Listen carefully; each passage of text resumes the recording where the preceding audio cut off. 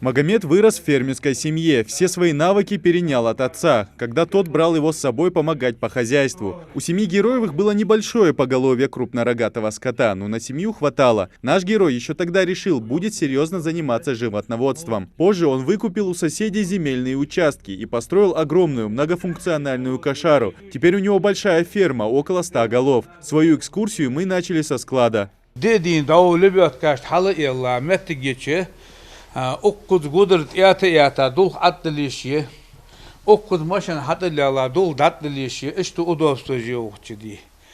Так да ходи мана я хаджка асбешр хаяхкае таган дихман шей агро дили вашта мшдал нехди азё кбеши лили дихман вейдаж лили хаджка да южди цагжур вақе сен дуахан дихман высшего качества дихман корма да яттыш. Местный хаджка ясади. Тут есть и стол для ремонта со всеми инструментами. Серьезный подход к делу позволил Магомеду освоить профессию механика. Каждый год перед севом и жатвой техника нуждается в обслуживании. В его распоряжении 2 грузовых «Газели», малогрузный трактор и МТЗ-80 для работ на поле. Чуть дальше, в соседнем помещении, у него кормовая зона. Фермер утверждает, что каждого бычка знает по имени.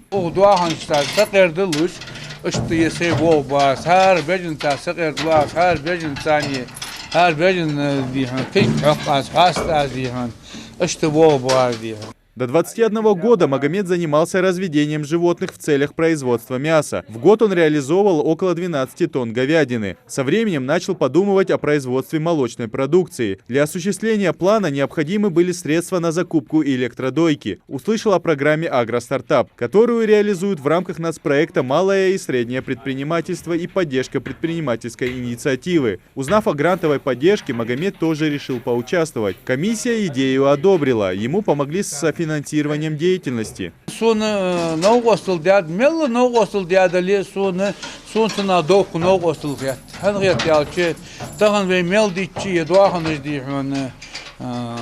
Рентабельный датчер, сей кисар, сей пенсии, сей хам адвузи, бог хабами везиса. На выделенные средства Магомед Героев смог запустить новую линейку производства в своей ферме. Теперь у него 50 дойных коров и столько же бычков. В год он производит 90 тонн молока и 9 тонн мяса, что увеличивает прибыль хозяйства почти в 1,5 раза. Реализовать дуази в республике. Именно Икажев, Сурхахи, Назрань, вот сельские поселения, Галашки, Уров Долучхан, Мархат Долучхан, Халчагаш Долучхан, Тядисыш Долучхан. Иногда бывает, что мало имущие, что сага он угостил дихачство.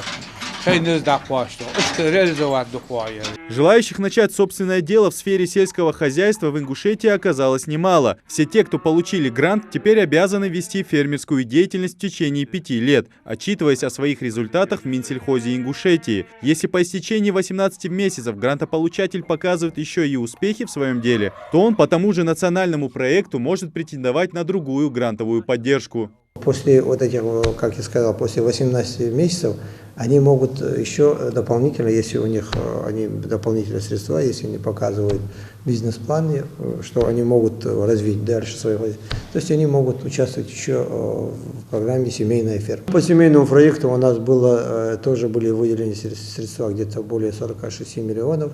Было подано заявок более 100. 108, по-моему, и где-то 53 человека мы выделили средства от 800 до 1 200 000 рублей. Всем грантополучателям осталось только заниматься своим любимым делом. А те, кто хотят заняться фермерским хозяйством, но не имеют возможности, могут уже в следующем году подать заявки на грантовую помощь. Идрис Ижиев, Адам Гулоев, Асхаб Белакиев, Новости 24.